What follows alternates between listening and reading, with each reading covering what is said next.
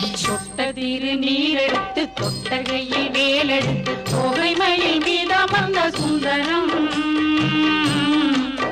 அந்த கட்டழகு கொண்டதொரு கந்தவடி வேலவனை காட்டுவது ஆரெடுத்து மந்திரம். சொட்ட திரு நீரெடுத்து தொட்டகையில் வேலெடுத்து தொகைமையில் மீதமர்ந்த சுந்தரம் அந்த கட்டழகு கொண்டதொரு கந்தவடி வேலவனை காட்டுவது ஆரெடுத்து மந்திரம்.